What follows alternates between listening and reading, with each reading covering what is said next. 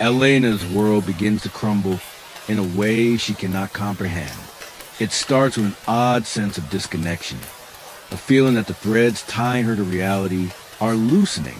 In the beginning, it is subtle, a fleeting moment when she looks at her reflection and feels like a stranger.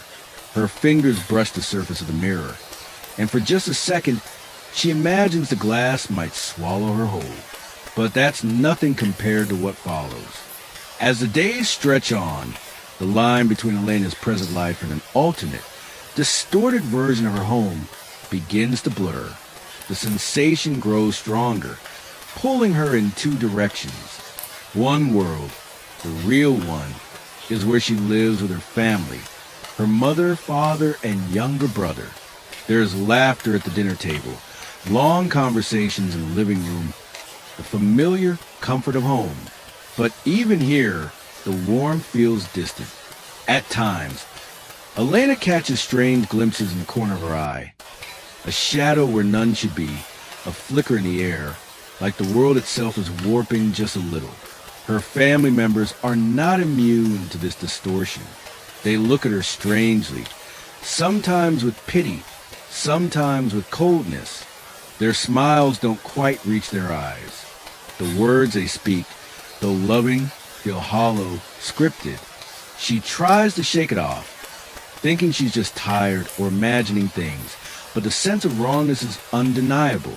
There's a heaviness in the air, as if something oppressive lingers just beyond her sight. It presses down on her chest, and the more she tries to ignore it, the harder it becomes to breathe.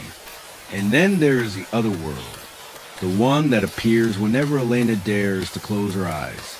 It starts with a subtle shift. The walls of her house bend in strange, unnatural ways. The paint peels off, curling and lifting like it is alive. The windows are no longer clear but cracked, distorting her view of the outside world, turning the once peaceful garden into a dark, overgrown labyrinth. There's a haunting emptiness here, an echo of what used to be her life but now seems alien. The very air seems to throb with a pulse of its own, oppressive and heavy. Elena doesn't know how to navigate this new space. She moves through rooms that should be familiar, but they're all twisted, the furniture wrong, the shapes of objects stretched or compressed. At first, it feels like a dream, the kind that you can't quite remember when you wake up, but know will haunt you throughout the day. But it's different. She can't wake up. The world feels too real, too solid, and it makes her question everything she thought she knew. As she moves deeper into this alternate home, she begins to realize that not everything is as it seems. Her family members, those she recognizes from the real world, are here too, but they're not quite the same. Her mother's face is paler than it should be, her lips drawn tight in a perpetual grimace. Her father's eyes are empty, cold, his voice hollow as it calls out her name. Elena tries to reach out to them, but they are unreachable. Their forms blur the edges like mist, and when she touches them, they feel wrong. They don't react as they should. They are like marionettes, their strings pulled by an unseen hand. In this distorted reality, Elena feels like a spectator in her own life, watching events unfold from the outside. She tries to speak to her family, to call out, but her voice falters, drowned out by the oppressive silence. Every time she thinks she's gotten close to someone, they turn away, vanishing into the shadows of the house. Her brother, once full of life, is now a hollow shell himself, his eyes wide and unblinking, his body unmoving. Elena wants to scream, to wake up, but the words get caught in her throat, swallowed by the suffocating atmosphere that surrounds her. As the days pass, Elena begins to feel the weight of this duality. She spends her time in both worlds, slipping between them without control, without warning. Sometimes she wakes up in the real world, and other times she finds herself trapped in the distorted version of her home.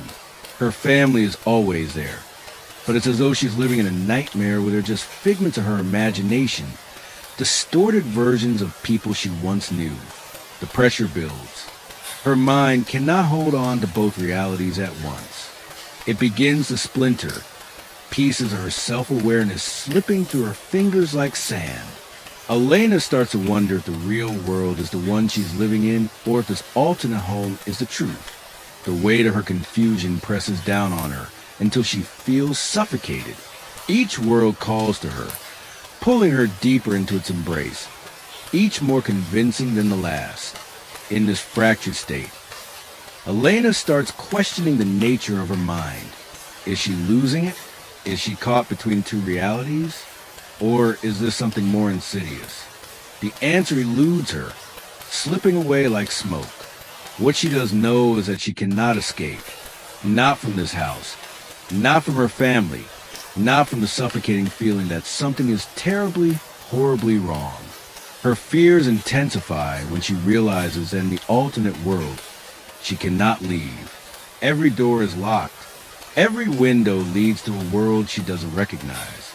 She tries to leave the house, to break free of the trap that has ensnared her, but each attempt brings her right back to the same place. There's no way out.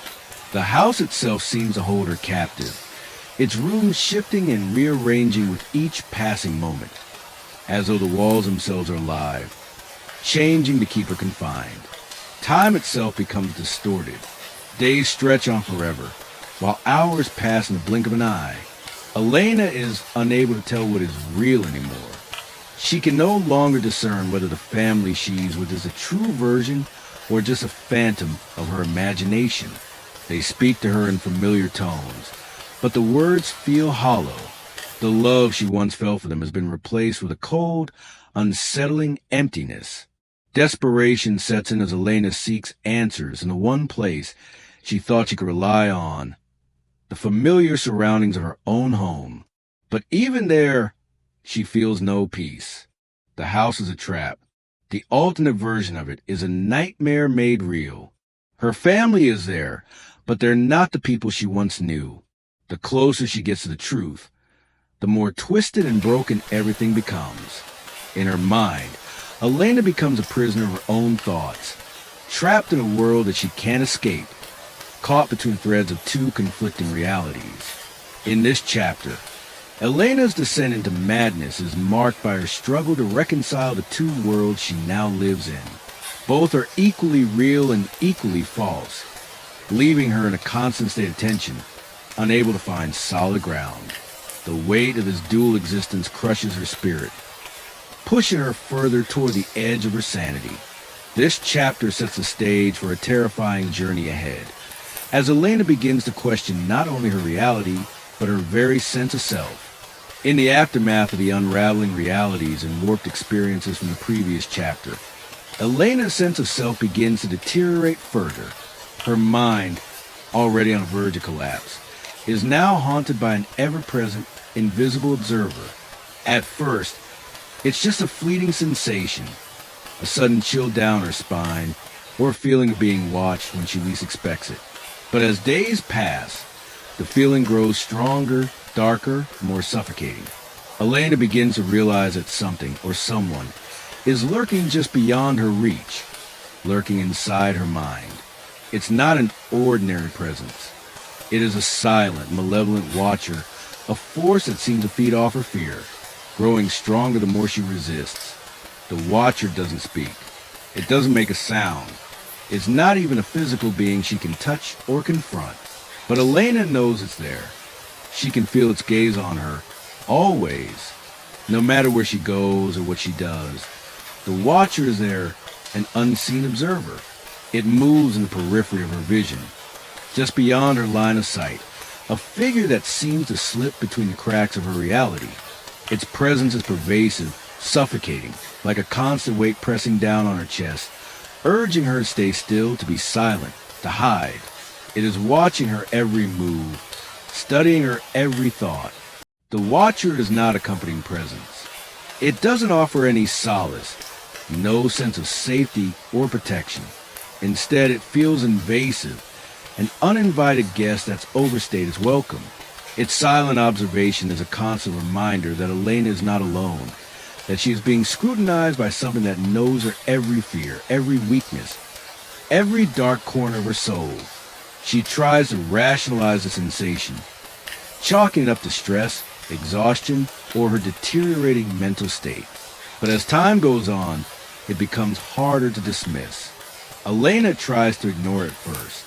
She convinces herself that it's just another hallucination, another symptom of her fractured mind. But the Watcher becomes impossible to escape. It follows her into every room of the house, through every waking moment, and even into her dreams. She wakes up in a cold sweat, heart racing, certain that it has been watching her even in her sleep.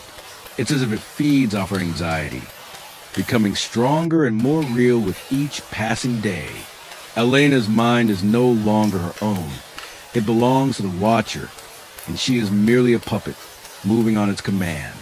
One night, after another restless sleep filled with disjointed, haunting dreams, Elena feels the Watcher more acutely than ever before. She lies awake, staring into the darkness of her room, unable to move. The air is thick with tension, and the room feels oppressively small, as though the walls themselves are closing in. Elena feels as though the Watcher is standing right beside her, looming over her in the dark. Its presence so overwhelming that it seems to distort the very fabric of reality itself. She can hear the faintest sound, the softest rustle of fabric, like a breath held too long or the shifting of something unseen. The sound is both too far away and too close, an impossible paradox that gnaws at her sanity. Despite the terror that coils in her chest, Elena forces herself to get out of bed. She stumbles toward the door, trying to escape the invisible force that has taken root in her mind. But as she touches the handle, a sudden wave of nausea crashes over her and the room spins. She steps back, pressing her hand to her forehead, feeling the cold sweat trickle down her neck. The Watcher is close, closer than ever before. She can feel its gaze on her, watching, waiting. In the days that follow, Elena's behavior grows increasingly erratic. She starts to avoid mirrors, afraid that the Watcher might be there, waiting for her to look. She becomes paranoid, looking over her shoulder constantly, never fully able to trust the world around her. Her mind, once fragmented by her hallucinations, is now completely consumed by the Watcher's presence.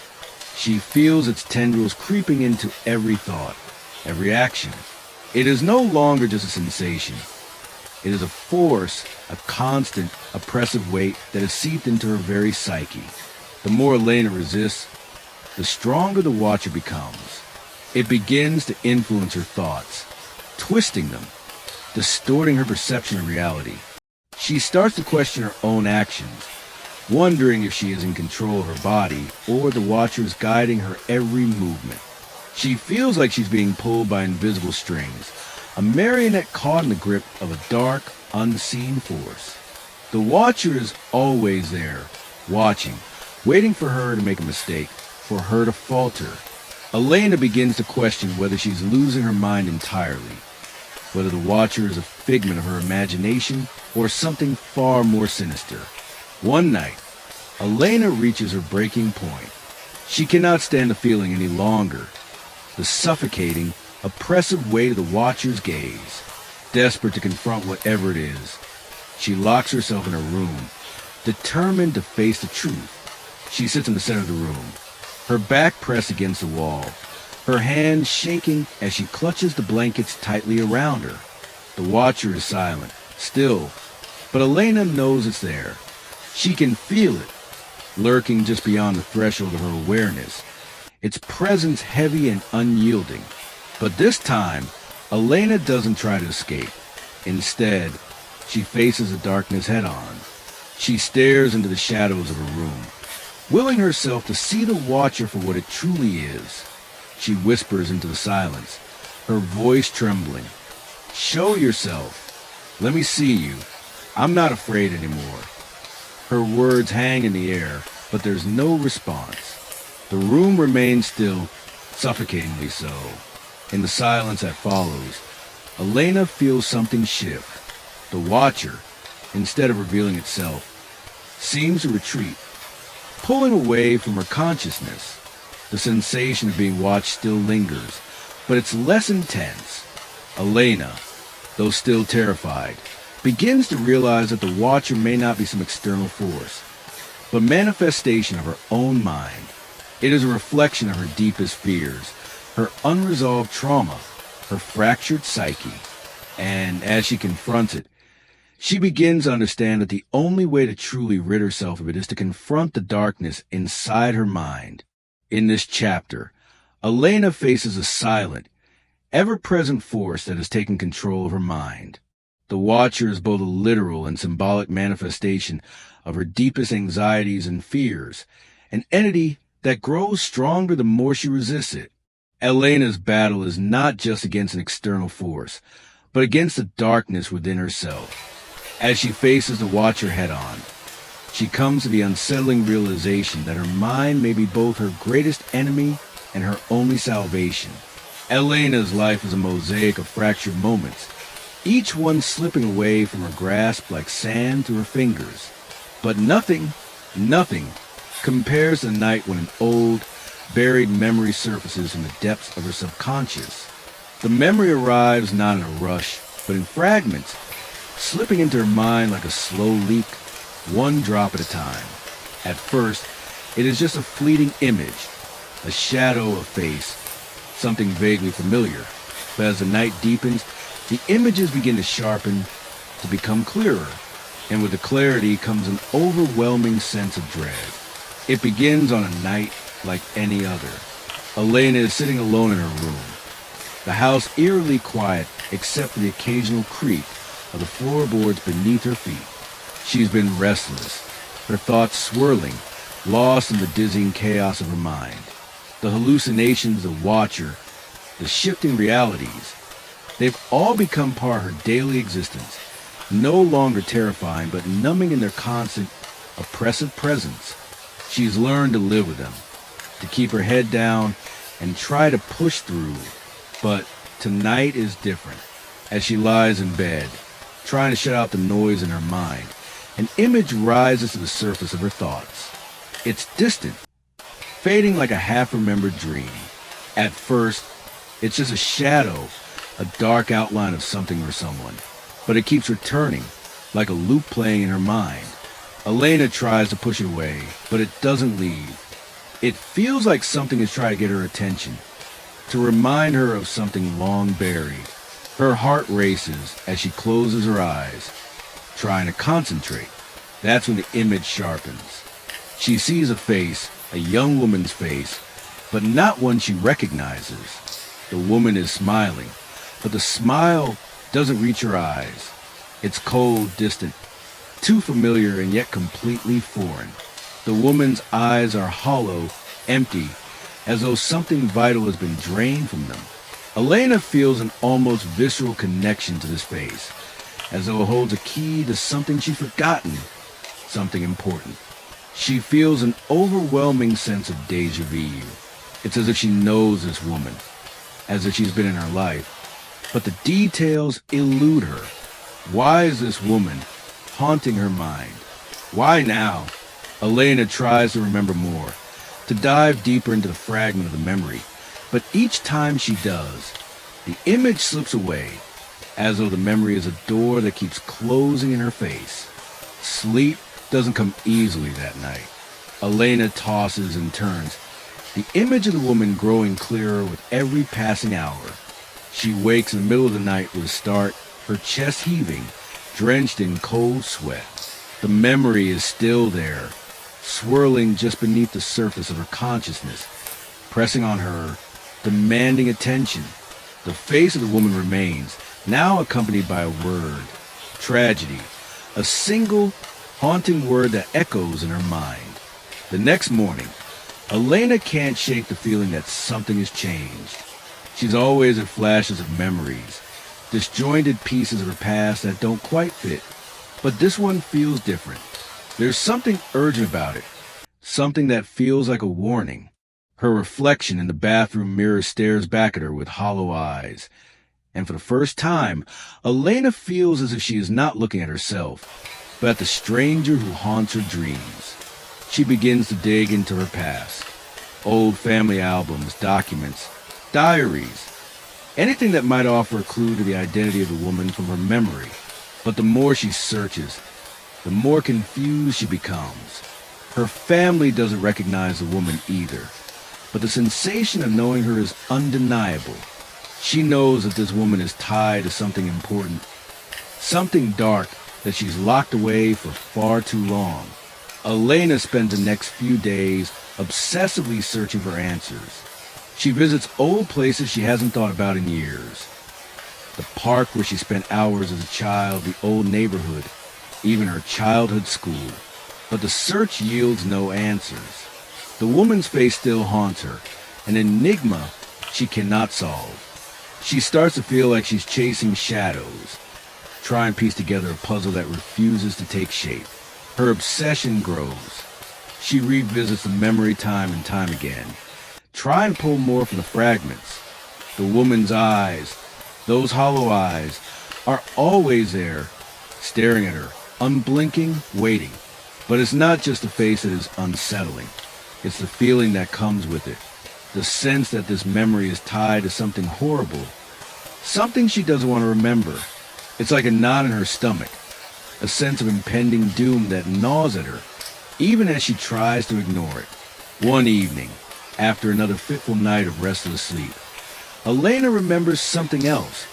A fragment. A moment she had completely forgotten. She's back in her childhood home, sitting in a dark corner, crying. Her parents' voices drift through the walls, angry, heated, full of tension. She's not supposed to be listening, but she can't help it. The argument grows louder, and then there's a loud crash, followed by silence. The image of the woman flashes in her mind again, but this time, the memory shifts. The woman is no longer smiling. Her face is contorted in pain, her mouth open in a scream. The memory continues to unfold, and Elena suddenly realizes with a jolt that she had been part of a tragedy, a family tragedy. The woman in her memory isn't just someone she knew. She is a figure from the past, someone tied to a terrible event.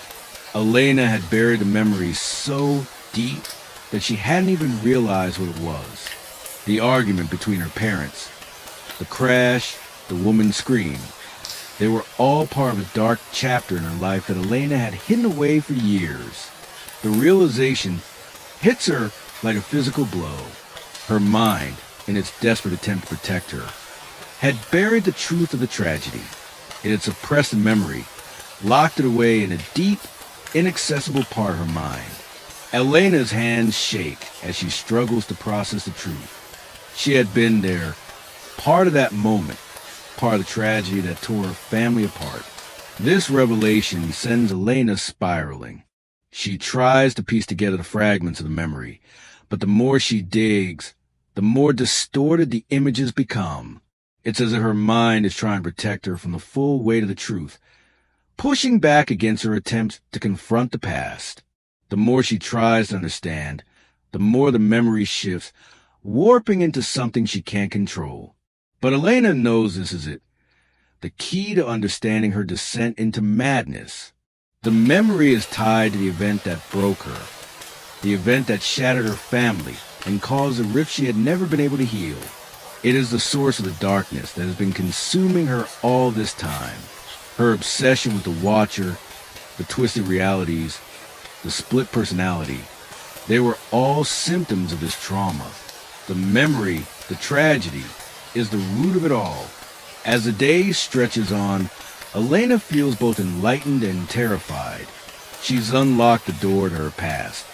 But the truth it reveals is more painful than she could have imagined. The more she recalls, the more she realizes that the events surrounding the tragedy were not just about her. It was a family secret, one that had festered in the dark for far too long. In this chapter, Elena's journey into the past uncovers a deeply buried trauma, an event that has shaped her entire life, but one she was never able to remember fully until now. The past, once repressed, now looms over her with its full weight, forcing her to confront the truth about the family tragedy and the unresolved pain it left behind.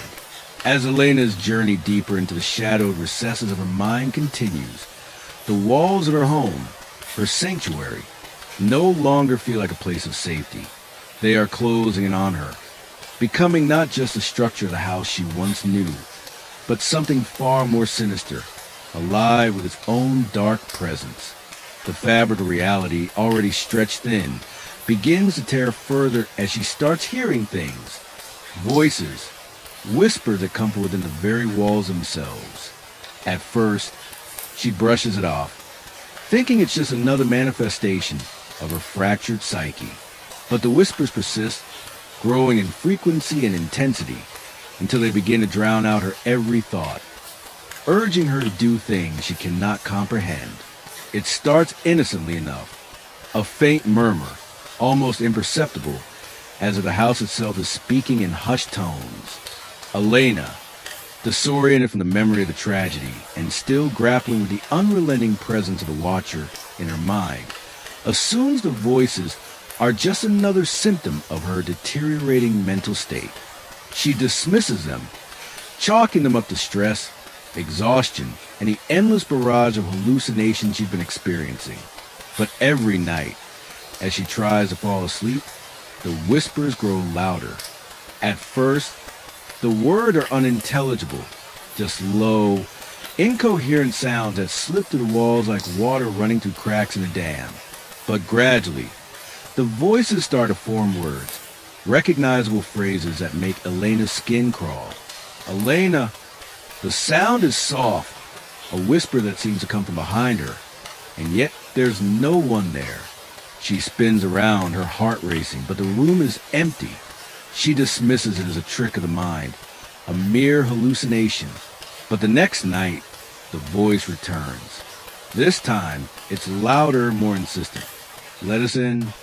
She hears it from the walls, soft, insidious, as if the walls themselves are begging her for something. The request is strange, unsettling. But Elena is no stranger to strange things. After everything she's been through, the shifting realities, the Watcher, the fractured memories, she figures it's just another piece of her fractured psyche, a reflection of the deep-seated fear and confusion she's been feeling. But then the whispers take on a different tone. They no longer seem passive or curious.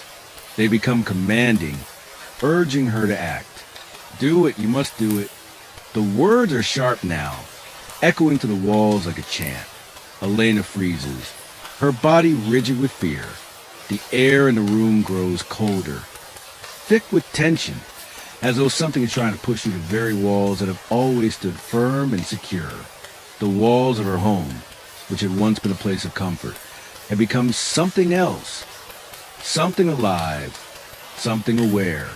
She tries to ignore it, to block it out, but the voices will not be silenced. They continue to speak to her in whispers, their words growing darker with each passing day. They urge her to do things she cannot even fathom. Violent things, unthinkable things, things that make her stomach churn just to think about. Elena, you have to finish it. What it is, she cannot say. The voices do not explain. They only demand. And with each new command, Elena feels herself slipping further from reality. Her mind caught in a tug-of-war between her desperate desire to be free of this mental prison and the increasingly disturbing urges that the voices instill within her. Sleep is no refuge. In fact, it's worse. As Elena lies awake, staring at the ceiling, the voices grow louder, more insistent, their demands unyielding. The whispers crawl across her mind like insects, burrowing deep into her subconscious, twisting her thoughts. Do it now? She can't ignore them any longer. The urge to listen, to obey, becomes unbearable, like a weight pressing down on her chest, choking her, smothering her. The walls feel like they're closing in, the house itself becoming a prison. And the only escape, the voices tell her, is to give in. For days, Elena isolates herself. She avoids her family, retreating further into the darkened rooms of her house. The walls seem to pulse with life, as though they are waiting for her to act, to respond. The voices grow louder, more demanding, filling her mind with their insidious whispers. They are no longer just sounds, they are thoughts, pushing against her consciousness like a storm trying to break through the dam of her mind. One night, unable to withstand the mounting pressure any longer, Elena approaches the walls. She stands in front of them, her heart pounding, her breath shallow. The whispers are so clear now that they seem to be coming from inside her own head, their voices melding with her thoughts. The walls beckon her, as though they're alive with a hunger, a thirst that can only be sated by her actions. Elena opens the door. She hesitates, her hand trembling as she reaches toward the wall. The desire to do something, anything, to stop the overwhelming feeling of being consumed, urges her to obey. The voices have promised her freedom if she complies. But what lies beyond the door they speak of? And why has it become so vital that she open it? The walls seem to grow warmer beneath her fingertips, a sickly heat that sends a shiver down her spine. For a moment, Elena almost believes that the house is alive, that the walls are breathing, that it's the house itself speaking to her, urging her to fulfill some dark purpose she cannot comprehend. The whispers, once distant, now fill her mind entirely. There is no room for escape, no space to breathe. Do it. Elena, let him finish it. With crescendo of whispers crashing around her, Elena finds herself shaking, her mind spiraling deeper into madness. The walls have become a part of her psyche now, a reflection of her deepest, most hidden fears and desires. The house, once a place of safety and family, has turned into something else entirely. The voices are not just external. They are manifestations of the dark corners of her mind, the parts of herself she has locked away for years. In her dazed state, Elena stumbles backward, shaking her head as if to clear the fog that has descended on her thoughts. The whispers grow more frantic now, desperate for her to listen. Her mind spins out of control, the line between reality and delusion blurring. She feels as though she is being drawn into the walls, swallowed whole by the house itself, its insidious pulse beating through her veins. But just as she is about to give in, something inside her snaps. The breaking point has arrived. Elena realizes that the voices, the walls, the strange pull she feels toward them are not just a manifestation of her fractured mind. They are a force, a reflection of the trauma, fear, and guilt that have long plagued her. The house is not the enemy. The true enemy is the darkness within her, the dark secret she has hidden, the tragedy she's buried. The voices, as if sensing her resistance, grow more furious. But Elena no longer listens. She steps away from the walls, her mind screaming in protest, but she forces herself to breathe. For the first time in a long while, she finds the strength to resist, to silence the voices in her head. They may be powerful, but they are not her. She is still in control. Elena is forced to confront the terrifying power of her own mind. The voices in the walls are not just external forces. They are manifestations of her guilt, fear, and unresolved trauma. The house itself has become a reflection of her fractured psyche, its walls now echoing the darkness within. Elena's struggle to break free from the voices is symbolic of her fight to regain control over her own mind, to resist the overwhelming urge to succumb to the madness that threatens to consume her. The thin veneer of Elena's sanity begins to crack further as she descends deeper into the chaotic labyrinth of her mind. The walls of her mental prison, already shifting and warping under the pressure of her growing paranoia and trauma, begin to fracture in a new, more terrifying way. One night, as she stares into the mirror, something within her shifts. For the first time in what feels like an eternity, Elena sees something that isn't her. The reflection staring back at her isn't her own, not entirely.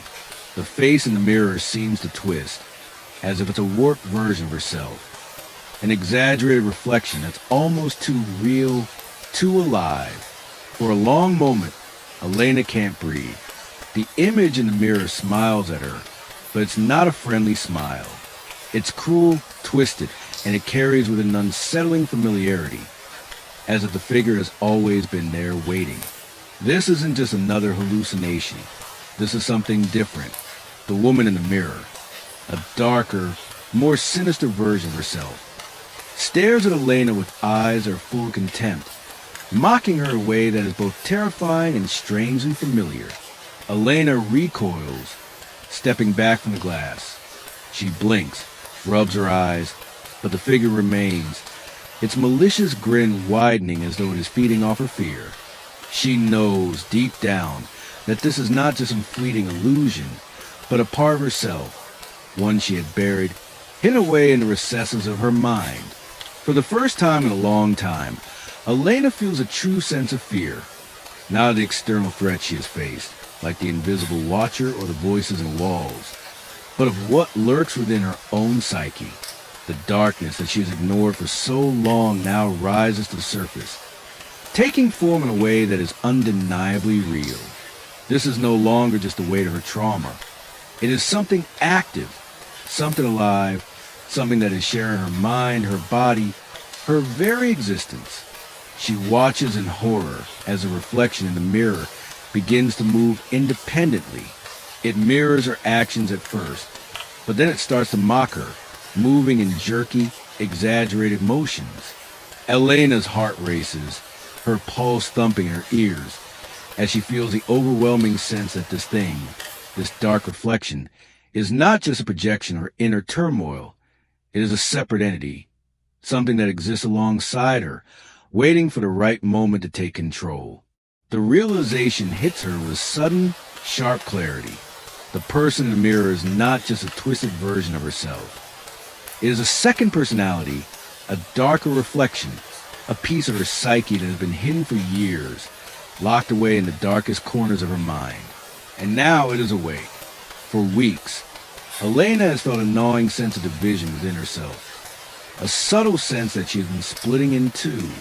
It's a disjointed feeling, as though she's been walking through life as one person, but part of her has always remained distant, untouchable, unreachable. Now, the truth is clear. She has another self, one that has been biding its time, waiting for the right moment to emerge. And that moment is now. At first, this new personality, the one that exists in the reflection, is passive. It watches Elena from the mirror, its grin never fading, but it does not speak. However, it does not need to. The presence it exudes is enough. Every time Elena looks at herself, she feels the weight of its gaze, the chilling sense that this other self is always just below the surface, ready to take over. But soon, the reflection begins to do more than just watch. It starts to speak, its voice slipping into Elena's mind like a poison, infecting her thoughts. It doesn't use words at first, just whispers, soft and insistent. But Elena knows what it's trying to say. The whispers grow louder, becoming more demanding with each passing day. You're weak. You've always been weak. It's time to stop pretending. Elena's world begins to splinter as the voice in her mind grows stronger, louder, more confident. It tells her things that are cruel, things that feel true in the darkest corners of her heart. It whispers of her failures, of her brokenness, of the things she's done wrong, of the ways in which she's let everyone down. It tells her that she's not the person she thinks she is, that the real Elena is the one in the mirror, the one who has always been there, waiting to take control, the darker version of herself, the one, the reflection, begins to speak more directly to Elena, calling her weak, pathetic, and delusional. It taunts her, asking why she continues to fight when she could embrace the truth. This second self promises freedom, control, and power if Elena will just let go of the person she once was. It tells her that the world she's living in is a lie, a prison built on delusion, and that the only way out is to surrender to truth. That the other self is a true Elena, the one who can finally be free. At first, Elena tries to resist. She argues with the voice, trying to convince herself that it's not real, that it's just another hallucination, another twisted product of her shattered mind. But as the voice grows stronger, her resolve weakens. The reflection is no longer just an image in the mirror.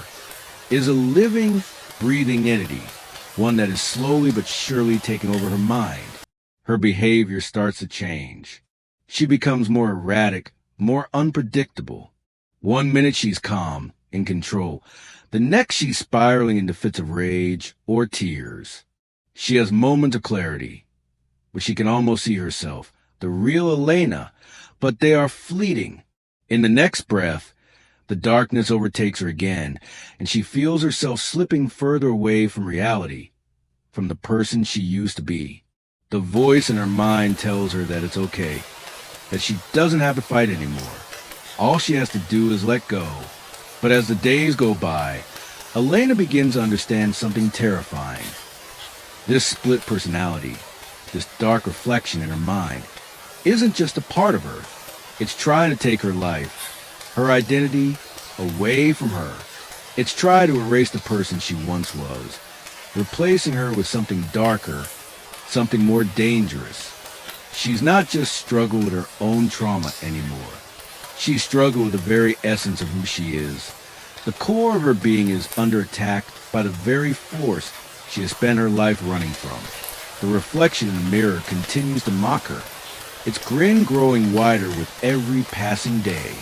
It tells her that there's no point in resisting, that she will never be whole again, that the darkness is her true nature and all she has to do is embrace it. Elena begins to understand that this isn't just a battle for her sanity. It's a battle for her very soul.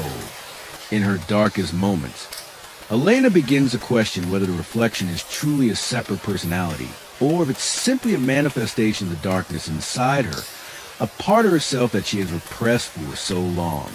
But in those moments, when the reflection smiles at her and tells her to give in, Elena wonders if she even has a choice anymore. In this chapter, Elena's fight with herself intensifies as a darker version of her personality begins to assert itself. The split between her two selves becomes not just a psychological struggle, but a fight for control over her identity, her future, and her very existence. The line between who Elena is and who she could become becomes increasingly blurred, and the stakes grow ever higher as she faces a terrifying realization that she might lose herself entirely. The phone rings once, twice, and on the third ring, Elena's fingers tremble as she reaches for it. She knows, on some level, that answering is a mistake, but she can't help herself. The sound of the phone breaking the silence feels like a lifeline, a break from the heavy, oppressive atmosphere that has been suffocating her for weeks. The walls have been closing in even tighter, the whispers growing louder, the reflection in the mirror becoming more insistent. The very air around her seems charged with a sense of dread, as though something is waiting for her to make the wrong choice. She picks up the phone with a shaking hand, the cold plastic pressing against her ear, the weight of the decision heavy in her chest. Hello? Elena's voice cracks, weak and uncertain. For a moment, there is nothing but silence on the other end of the line. Elena's heart begins to race, her mind flooding with all the possible things it could be. Someone checking in, a telemarketer, or worse, one of the many hallucinations she's had in recent weeks. She bites her lip, waiting for something, anything to break the silence. And then the voice comes. Elena, it's her voice. But it isn't quite her voice. The tone is distorted, deep, twisted. There's something off about it, something unervingly wrong. Her name is drawn out in a way that doesn't feel familiar, as if it's being spoken by someone who knows it too well, but isn't quite her. Elena, the voice says again, and this time it sends a cold shiver down her spine. Her breath catches in her throat. The words are unmistakable, and yet something in the sound of her own name is chillingly unfamiliar. It's as though it's coming from somewhere deep within herself, from a part of her that she has tried desperately to suppress. The voice is insistent, almost demanding. You've been running, haven't you? It continues, the words curling through her mind like smoke. But you can't run forever. Elena, you can't escape yourself. Elena's pulse quickens. Her hand tightens around the phone, but she can't seem to speak. Her mouth goes dry, and her mind is racing with confusion. How can this be? Who is on the other end of the line? How is this possible? The voice sounds so much like her own, and yet so foreign. I've been waiting for you, the voice says, and the tone takes on a more sinister edge. You can't hide from me. You can't hide from what you are. The words hit her like a physical blow, each one reverberating inside her head with a sickening force. The darkness, the chaos, the strange forces that have been tormenting her. They have always been within her, haven't they? This voice, this thing, has been with her all along, lurking in the shadows, waiting for the moment when she will crack.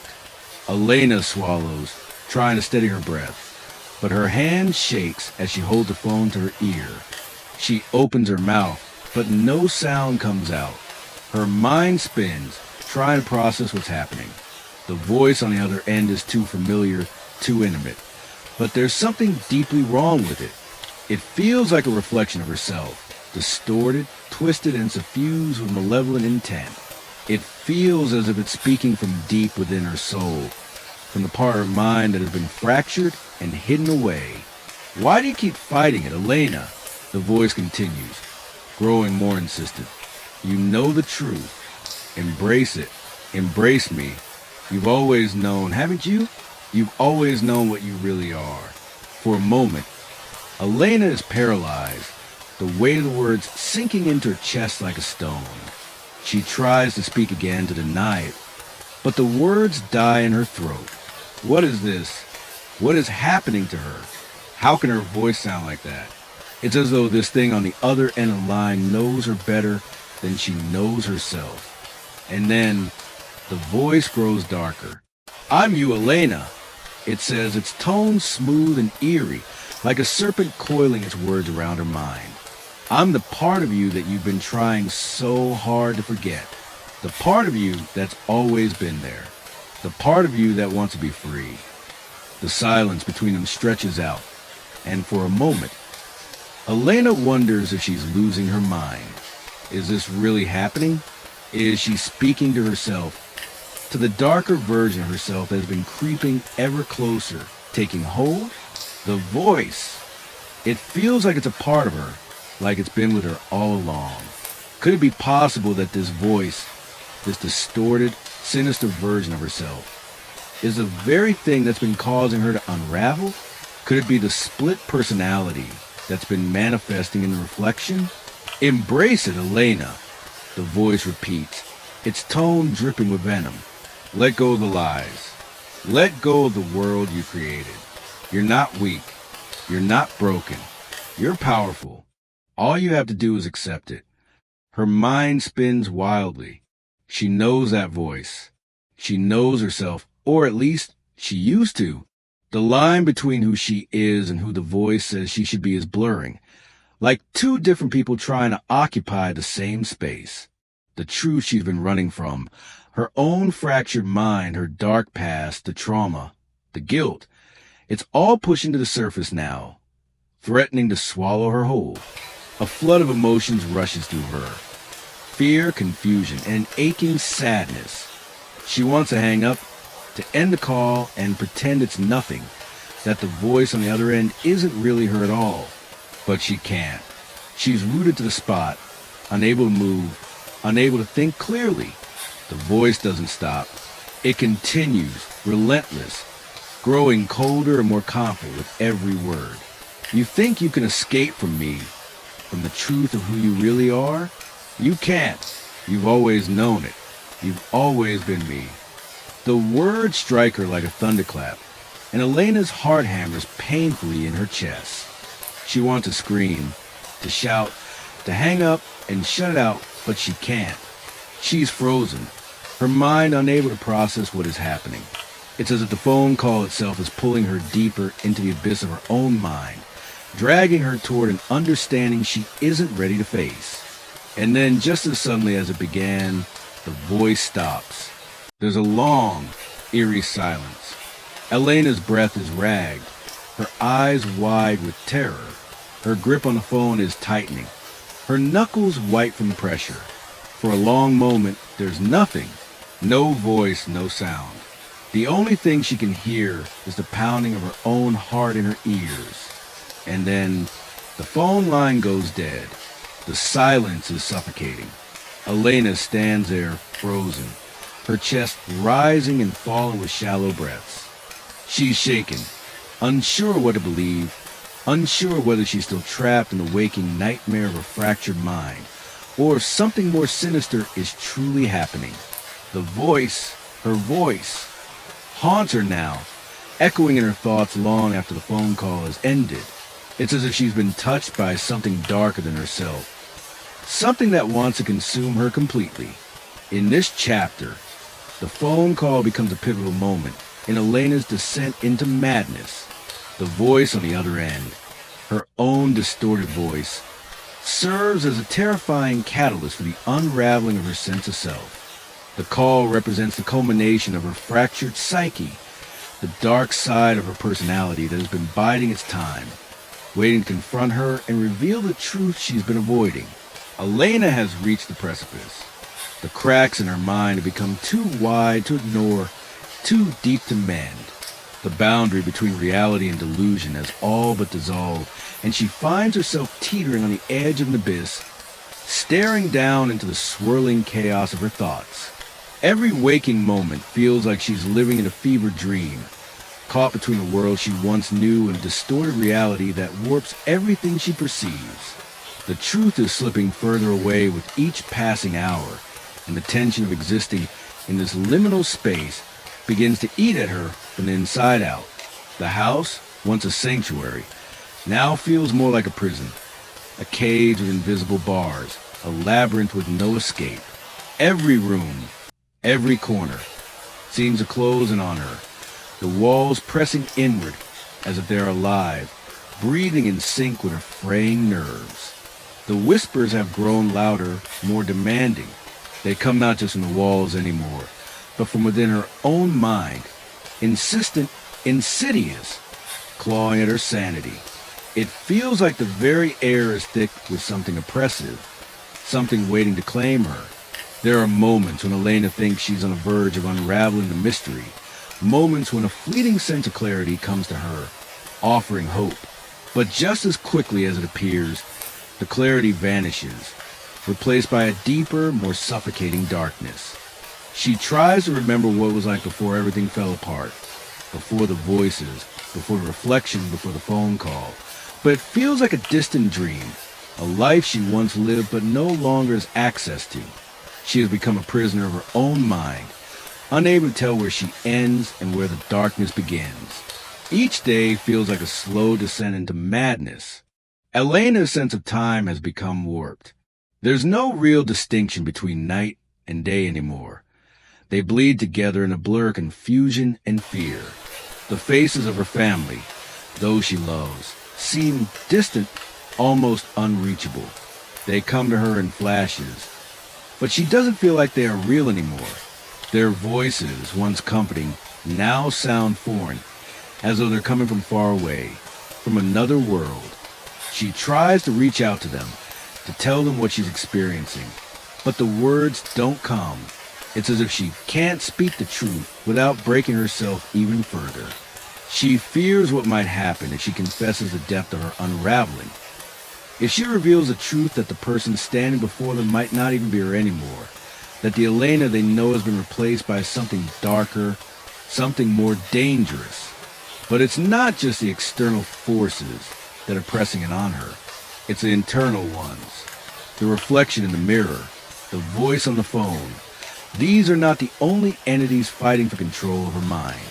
There's something deeper, something buried beneath it all, something that Elena hasn't yet fully faced.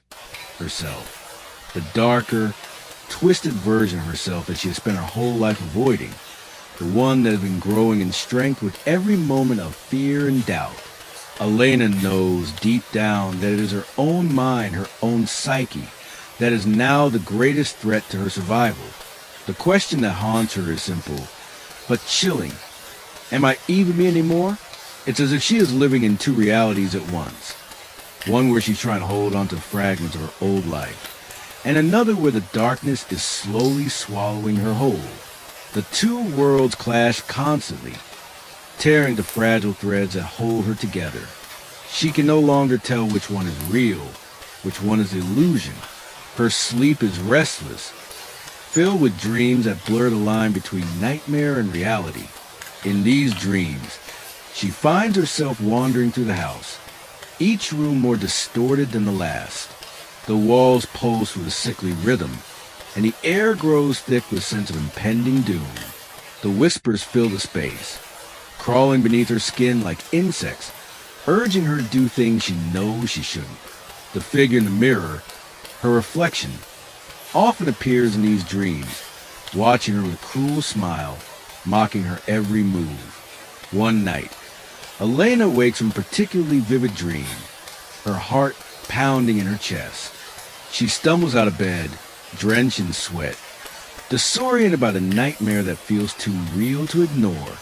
The dream has lingered in her mind like a shadow, following her into the waking world. She stands in front of the mirror, staring at her reflection, trying to ground herself in something solid, something she can trust. But the reflection is no longer just a distorted version of herself. It is her, the true her, the version of herself that has been buried under years of pain, guilt, and fear.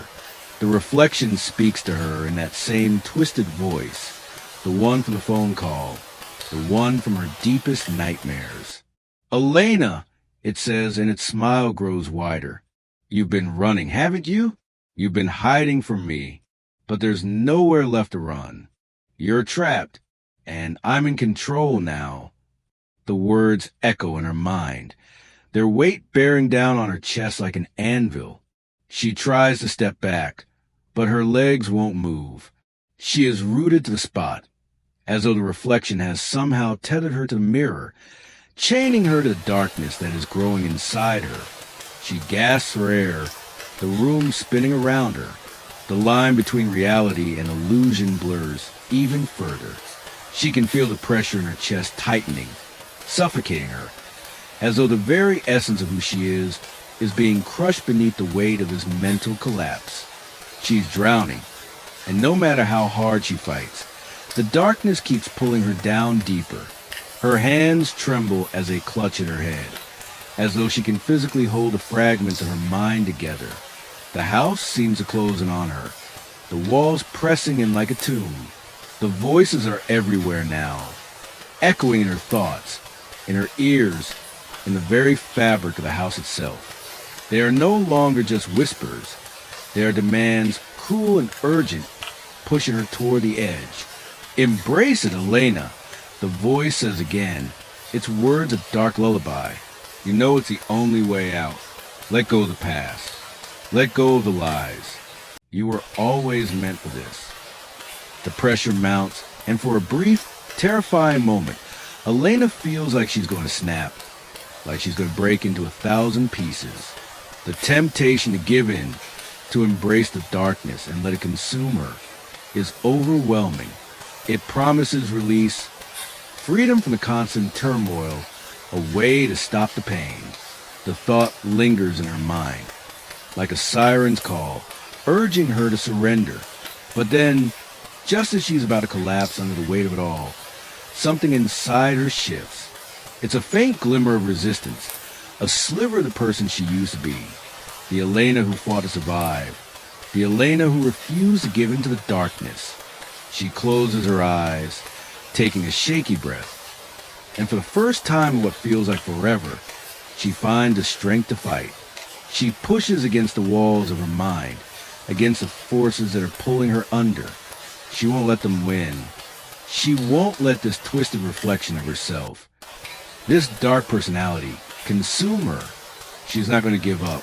But the battle is far from over. Elena's mind is still fractured, still trapped between realities. She is still standing on the edge, but for the first time in a long while, she feels the faintest flicker of hope. She isn't alone. Not entirely. The strength she needs to survive might still be buried within her, waiting to rise. In this chapter, Elena reaches her breaking point, her struggle against the darkness inside her intensifying. She is forced to confront the terrifying realization that the true enemy is not just the hallucinations and external forces. It's the fragmented parts of herself that threaten to tear her apart. The pressure mounts, and Elena's struggle to retain her identity and her sanity becomes a battle for survival itself. Elena has always considered herself a logical person. She's always prided herself on her ability to separate fact from fiction, to see through the fog of doubt and uncertainty that clouds the judgment of others. But now, as she stands on the fragile edge of her own sanity, she begins to question everything she thought she knew about herself, about her past, about the world around her. It starts innocently enough, a fragment of memory that flickers in her mind like a candle flame. At first, it's nothing more than a fleeting image, a scene from her childhood, blurry and disjointed. She can see herself younger, perhaps no more than 8 or 9 years old, standing in the backyard of her family's old house. The air is thick with the scent of fresh grass and the sound of laughter. But something about the scene feels wrong. There's a heaviness in the air, a tension just beneath the surface, like a storm waiting to break. The memory feels familiar, but there's something unsettling about it. Elena tries to push it away, but it lingers. The more she thinks about it, the more it gnaws at her, growing in intensity until it becomes all-consuming. She begins to question the details of the memory, the way it feels, the way it sounds, the way it looks. Her mind races, trying to make sense of it, but each attempt to grasp it only seems to twist it further out of reach. But then one night, as she lies awake in the dark, it happens. A flood of memories bursts through her mind like a dam breaking. The images come fast and furious, flooding her thoughts with vivid clarity. In these memories, she's standing in the backyard again, but this time there's someone else there, a man, tall and imposing, with a dark figure looming over her. His face is blurred, indistinct, but she knows him, or at least she feels like she does. The memory grows darker, more unsettling, as the scene plays out in front of her. In this memory, the man reaches out to her, and suddenly, everything shifts. The atmosphere grows colder, the air heavier. She sees herself falling, her hands grasping for something, but there's nothing to hold on to. A sharp pain lances through her head, and she hears a voice she recognizes, but can't quite place. It's the same voice in the phone call, the one that has haunted her, twisted and distorted, speaking words she doesn't understand. "You shouldn't have been here," the voice says, and the words cut through her mind like a knife. Elena gasps, her body trembling as the memory floods her senses. The details are so clear, so sharp, that she can feel them. The cold metal defense, the scent of wet earth, the feeling of helplessness as she falls. But the memory doesn't stop there. The images keep coming, faster now, until they crash together like waves in a storm. There's a moment of intense pressure, like the world itself is collapsing around her.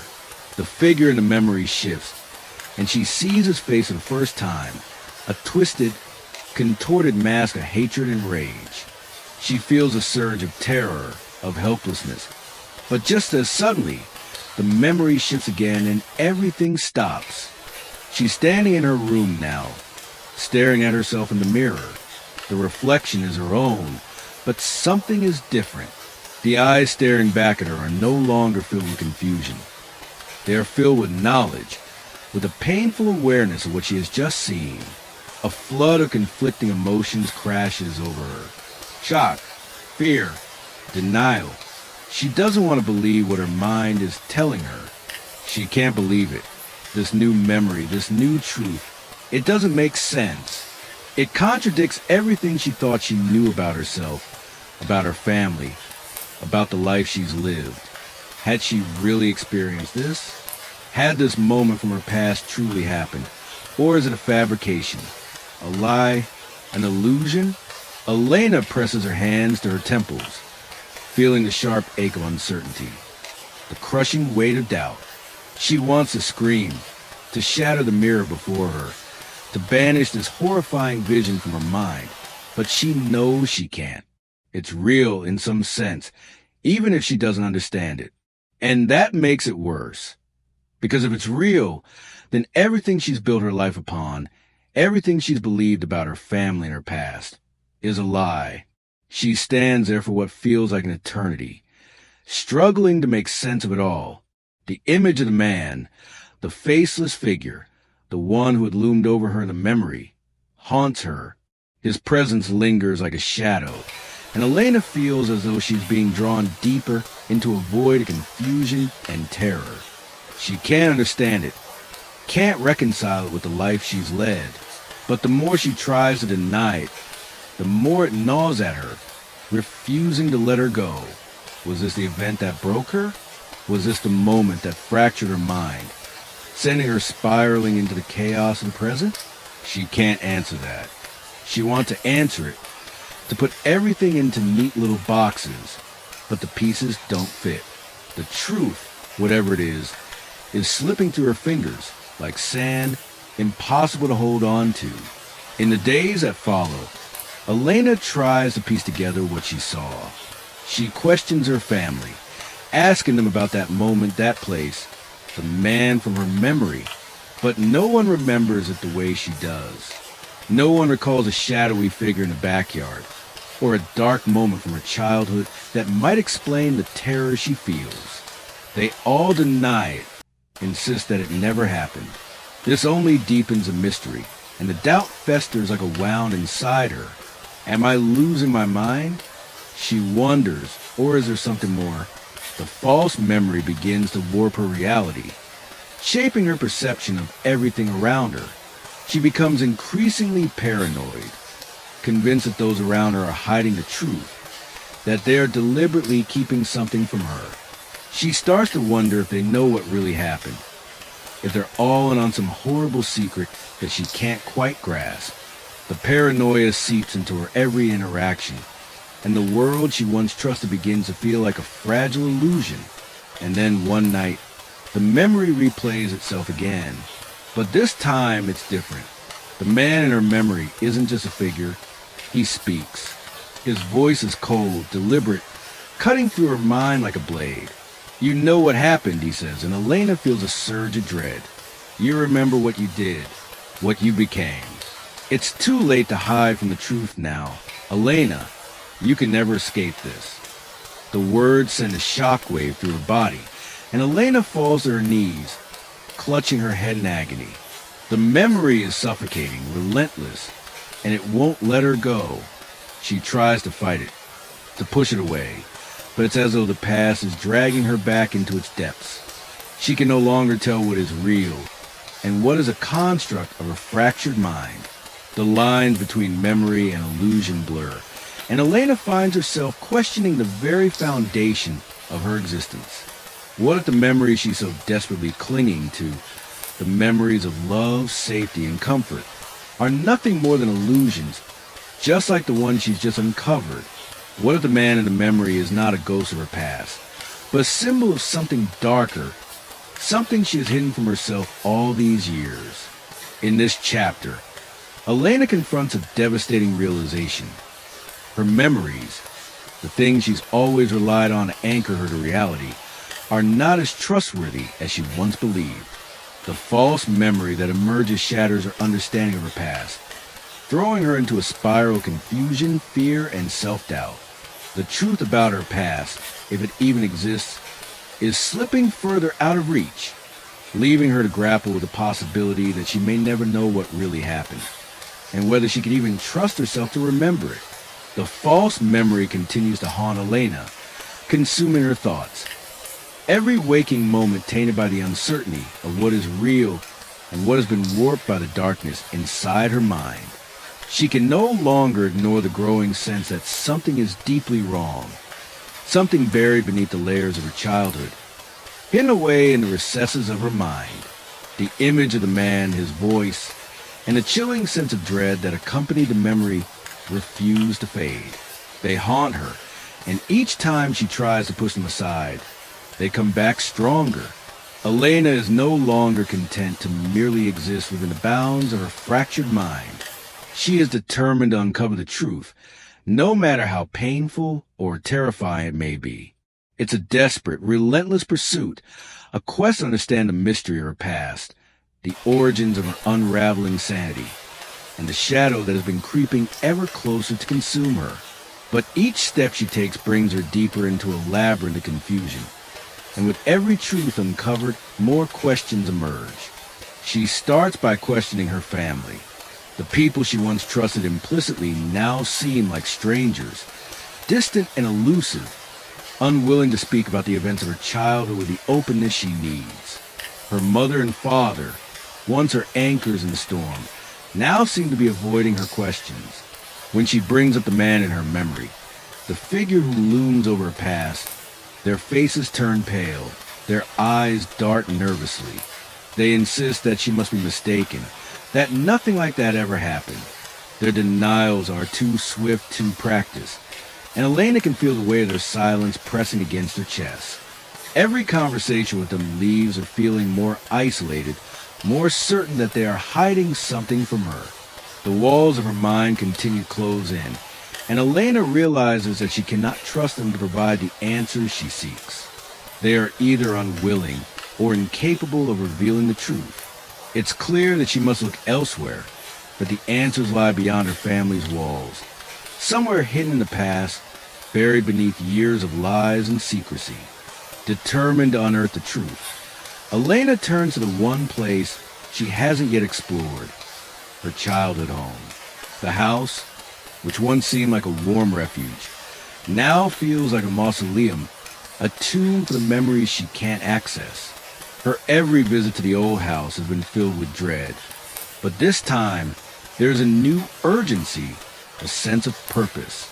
The truth is in there somewhere. It has to be. She returns to the house alone, a decision that feels both terrifying and empowering. As she steps across the threshold, the air feels thick with a strange, oppressive energy. The familiar creaks of the wooden floor beneath her feet echo in the silence, and the smell of old wood and dust fills her lungs. But there's something else, something darker, a sense that the house itself knows she's here, knows why she's returned. Elena's footsteps echo as she walks through the halls, each room she enters carrying a weight of memories that feel simultaneously familiar and alien. She wonders how much of her childhood has been lost to her, how much of it has been buried deep within her mind, and how much of it has been deliberately hidden. She tries to focus on the details, looking for something that might help her piece together the jigsaw puzzle of her past. But it's as if the house itself is playing tricks on her. She goes through the living room, the kitchen, and then to the stairs, her heart pounding in her chest. Each step she takes feels like she's descending deeper into a pit of unknown horrors.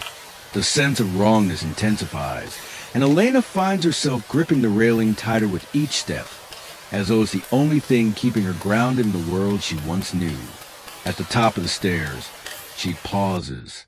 There's something about the hallway up ahead that feels different. It feels like she's walking into a part of the house that has been erased from her mind, a place where even the walls seem to have forgotten what happened.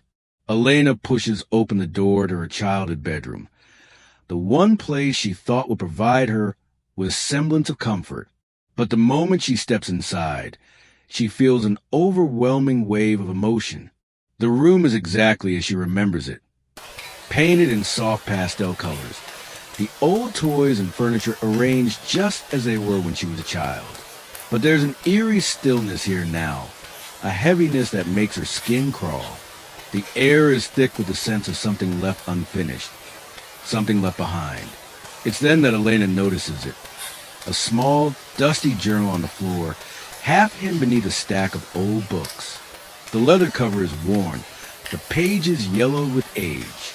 Her fingers tremble as she picks it up, recognizing it instantly as something from her childhood, a journal she had long forgotten. She opens it carefully, and the first few pages bring back a flood of memories. These are her words, written by a younger version of herself, a version she has lost touch with over the years. But then, as she reads deeper into the journal, something shifts. The entries start to feel wrong. The handwriting changes, becoming more erratic, more frantic, and the content shifts as well, from innocent thoughts and childhood musings to something darker, something she never remembered writing. There are mentions of voices in the walls, of strange figures lurking in the shadows of the house, of dreams and nightmares that seem all too real. And then, near the end of the journal, Elena finds a passage that sends a cold shiver down her spine. I can hear him now more than ever. He's always watching, always waiting. I don't know who he is, but I know he's not real. He's just a part of me. But I can't escape him. Her breath catches in her throat as a realization strikes her like a blow. This journal, this artifact of her past, is a map of the madness that has been slowly encroaching upon her life. The figure in her memory, the voice that haunts her, it's always been inside her. It's not something that's been inflicted upon her by external forces. It's something that's always been part of her, buried deep within, only waiting for the right moment to surface. Her mind races as she flips through the pages, desperate for more answers. But the journal stops abruptly. The final page is torn out, leaving only a void. There's nothing more to tell. No more answers. Elena feels her heart pounding in her chest. She knows now that the truth has always been within her reach, locked away in the recesses of her mind. The man from her memory, the voices, the distorted reflection. They are all pieces of a puzzle that has been hidden from her for years. But the truth isn't what she expected. It's not a revelation that brings clarity. Instead, it opens a door to something much darker, something that threatens to swallow her whole. The pursuit of the truth has led her here, to this journal, to this revelation. But in doing so, she has uncovered a deeper, more terrifying reality. The enemy is not just the hallucinations or the fragmented memories. It is the very fabric of her identity, the pieces of herself that she has long tried to bury. Elena stands alone in the room, the journal clutched tightly in her hands. The walls seem to close in around her, the air thick with the weight of what she has discovered. The pursuit of the truth has led her to the edge of madness, and she realizes that there may be no turning back.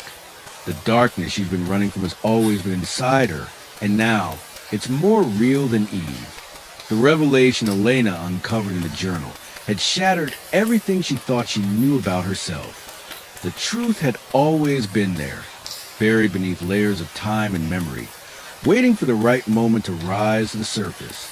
And now that it had, Elena was left standing in the ruins of her own mind, struggling to piece together a reality she no longer understood. The childhood journal had been a key, one that opened a door to the darker parts of her past, parts she'd buried deep in the recesses of her mind. But even with that journal in her hands, Elena felt there was more that had been hidden, more that she had yet to uncover. She couldn't shake the feeling that there was a deeper truth waiting for her, something that could explain everything, from the visions and voices to the twisted memories that had begun to plague her. She had to find it. She couldn't go on living in this perpetual state of confusion, of uncertainty. The journal had given her the first clues, but it wasn't enough. It was only a starting point, and Elena knew she had to dig deeper. Her instincts led her back to the place where it all began. The house she had grown up in, the house that had always felt like both a sanctuary and a prison. She knew now that there were secrets within those walls that even her family had kept from her, things that they had deliberately hidden and things that had somehow been erased from her memory. Elena had already spent days combing through her childhood home, searching for answers, but she had always felt like she was missing something, that something was always just out of reach, like a faint whisper in the wind, barely audible but undeniable. The journal had been a revelation, yes, but it wasn't the final answer. It was only one piece of a much larger puzzle. She had returned to the house again, but this time, she wasn't just looking for fragments. This time, she was determined to uncover everything, no matter how painful or dangerous it might be. The house was eerily silent as she stepped inside once more. The creaking of the floorboard beneath her feet was the only sound that broke the stillness. She had already searched the rooms, the attic, the basement, every nook and cranny, but something told her there was still one place she hadn't looked. One place that had been hidden away, obscured from her memory for years. It was in the back of her mind, a faint memory that had surfaced as she pored over the journal. A hidden space, a forgotten room, sealed away by time and circumstance. She wasn't sure what she was looking for, but she knew she had to find it. The feeling was undeniable. She moved quietly through the house, passing the room she knew too well. But her destination was clear now, the door at the end of the hallway. It had always been there, tucked away at the farthest end of the corridor, behind a thick layer of dust and neglect. She had never thought much of it. The room had always been locked, sealed off for reasons she couldn't remember. Her parents had never spoken of it, never mentioned it in passing conversations. It was as if it didn't even exist. But Elena knew better now. She had learned to trust the feelings that had grown inside her, the ones that told her something was wrong. Something was hidden in that room. Her hand trembled as she reached for the old, rusted doorknob. It creaked in protest as she turned it, but the door opened with an unsettling ease. The air that rushed out from the room was musty and cold, like the breath of something that had been sleeping for years. The room was small, smaller than she had remembered, and dimly lit by a single cracked window that let in only a sliver of light. Dust hung thick in the air, settling over everything, as though the room had not been touched in decades. Elena stepped inside, her heart pounding in her chest. She could feel the weight of the room pressing down on her, the sense that she was standing in the presence of something far older and darker than she could comprehend. The room was filled with old furniture, covered in sheets that had yellowed with age. There were boxes stacked against the walls, filled with forgotten possessions, relics of a past that no one seemed to want to remember. But it was the far corner of the room that drew her attention, the small wooden chest that stood there, almost obscured by a pile of old books and dusty curtains. Something about the chest called to her. She couldn't explain it, but it felt like the final piece of the puzzle, the missing link she had been searching for. With trembling hands, she made her way over to it, pushing aside the clutter that had accumulated over the years. The chest was old, its surface worn and cracked, but the latch was still intact, waiting to be opened. Elena hesitated for a moment, her breath catching in her throat. This was it. This was what she had been searching for. She couldn't turn back now. She opened the chest. Inside, she found a collection of old papers, books, and photographs, most of which were too faded to make out clearly. But at the very top of the pile was another journal. This one bound in leather, much older than the one she had found earlier. Her heart skipped a beat as she picked it up, feeling its weight in her hands. The moment she touched it, she knew it was important. This was the one. This was the journal that held the answers she had been seeking. She opened it carefully, her eyes scanning the first few pages. The handwriting was delicate and precise, far different from the erratic scrawl in the other journal. As she read, she realized this was a different kind of journal, one written by someone else, someone from her family. The entries were written by her mother. Elena's hands shook as she read the first entry. "I'm writing this to remember. I must remember everything, even if it's too late. I need to make sure someone knows the truth. If anything happens to me, I need this to be found." Elena's heart raced. The words were chilling, but the truth was slowly unfolding before her. As she read on, she uncovered a history of her family's secrets. secrets that had been carefully guarded for years. Her mother wrote about strange occurrences in the house, events that defied explanation. There were mentions of things Elena could barely comprehend, rituals, symbols, and a dark figure that had haunted their family for generations. The most disturbing part, however, came near the end of the journal, where Elena's mother described a horrific event. It was clear now that the figure from Elena's memories, the man, the shadow, the voice, was not merely a figment of her imagination. He had been real, and the events leading to his arrival had been orchestrated by forces far beyond her comprehension. "I can feel him getting closer," her mother wrote. "I don't know how long we can keep this hidden. Elena must never know. She must never uncover the truth, or it will be the end for all of us." Elena's breath caught in her throat. She understood now. The truth she had been searching for wasn't just about her sanity or about the past she had forgotten. It was about her family and the dark legacy they had tried to keep buried.